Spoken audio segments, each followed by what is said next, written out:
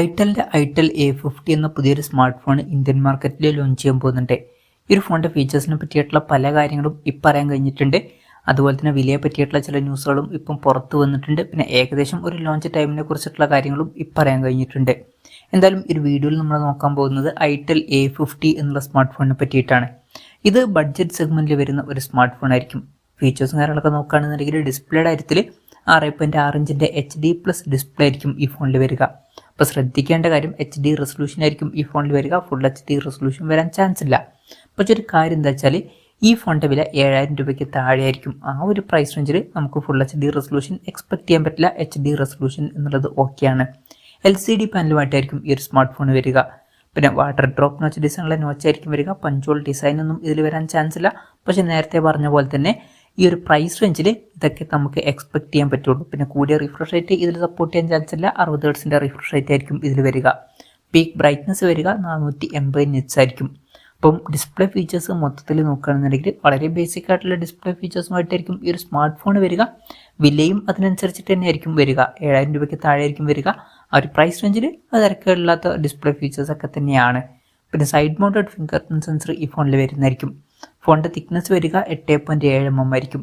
ഈ ഒരു ഫോണിൻ്റെ lime green, misty black, shimmer gold അതുപോലെ തന്നെ സിയാൻ ബ്ലൂ എന്നീ കളർ വേരിയൻസ് ലോഞ്ച് ചെയ്യുന്നതായിരിക്കും. പ്രോസസ്സറിൻ്റെ കാര്യത്തിലോട്ട് വരികയാണെന്നുണ്ടെങ്കിൽ യൂണി SoC T603 എന്ന പ്രോസസ്സറുമായിട്ടായിരിക്കും ഈ ഒരു സ്മാർട്ട് ഫോൺ വരിക. ഇത് ബേസിക് ആയിട്ടുള്ള ഒരു പ്രോസസ്സറാണ്. 7000 രൂപയ്ക്ക് താഴേക്ക് തിരക്കില്ലാത്തൊരു പ്രോസസ്സർ എന്ന് പറയാവുന്നതാണ്.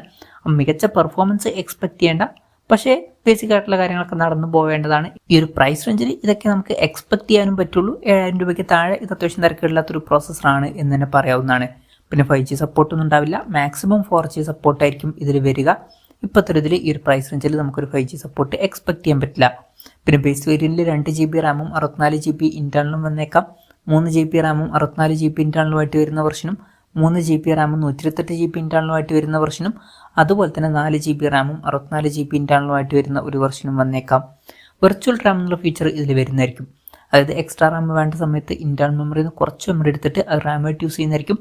അങ്ങനെ 5GB റാം വരെ എക്സ്ട്രാ നമുക്ക് ലഭിച്ചേക്കാം. പിന്നെ 3.5mm ഓഡിയോ ജാക്ക് ഈ ഫോണിൽ വരുന്നതായിരിക്കും. സിംഗിൾ സ്പീക്കർ ആയിരിക്കും ഈ ഫോണിൽ വരിക. ഈ ഒരു പ്രൈസ് റേഞ്ചിൽ ഇപ്പോഴത്തെ ഇതിൽ സ്റ്റീരിയോ സ്പീക്കേഴ്സ് നമുക്ക് എക്സ്പെക്ട് ചെയ്യാൻ പറ്റില്ല. പിന്നെ Android 14 ബേസ് ആയിട്ടുള്ള Go Edition സോഫ്റ്റ്വെയർ ആയിരിക്കും ഈ ഫോണിൽ വരിക. Go Edition എന്ന് പറഞ്ഞാൽ പ്രോസസ്സർ അത്ര പവർഫുൾ അല്ല എന്നുണ്ടെങ്കിലോ അതിൽ റാമൊക്കെ കുറവാണെന്നുണ്ടെങ്കിൽ ഹാങ്ങും കാര്യങ്ങളൊക്കെ വരാൻ ചാൻസ് ഉണ്ട്. അപ്പം അത് ഒഴിവാക്കാൻ വേണ്ടിയിട്ട് ആൻഡ്രോയിഡിൻ്റെ ലൈറ്റ് വെർഷനാണ് കൊടുക്കാറ്. അതാണ് Go Edition സോഫ്റ്റ്വെയർ. അതുപോലൊരു Go Edition സോഫ്റ്റ്വെയർ ആയിരിക്കും ഇതിൽ വരിക. ക്യാമറയുടെ കാര്യം പറയുകയാണെന്നുണ്ടെങ്കിൽ ഫോണിൻ്റെ പിന്നിൽ ഡ്യുവൽ ക്യാമറ സെറ്റപ്പ് വന്നേക്കാം. 8 MP മെയിൻ ക്യാമറ സെൻസർ വരുന്നതായിരിക്കും. പിന്നെ രണ്ടാമത് ഒരു AI ലെൻസും വരുന്നതായിരിക്കും. ഫ്രണ്ടിൽ 5 MP സെൽഫി ക്യാമറ ആയിരിക്കും വരിക. ബേസിക് ആയിട്ടുള്ള ക്യാമറ സെറ്റപ്പ് ആയിരിക്കും ഈ ഫോണിൽ വരിക.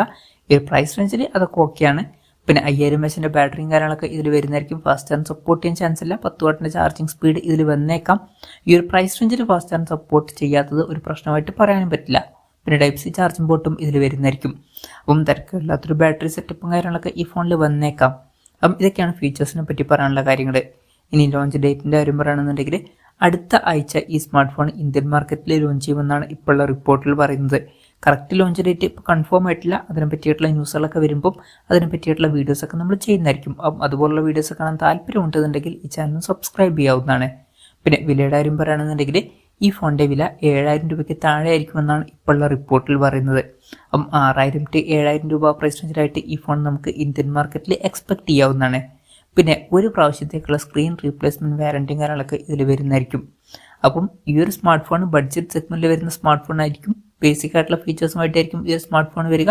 അതുപോലെ തന്നെ വിലയും അത്യാവശ്യം കുറവായിരിക്കും. എന്തായാലും ഐറ്റൽ A50 എന്നുള്ള സ്മാർട്ട് ഫോണിനെ പറ്റിയിട്ടുള്ള നിങ്ങളുടെ അഭിപ്രായം ജസ്റ്റ് ഒന്ന് കമൻറ്റ് ചെയ്യുക.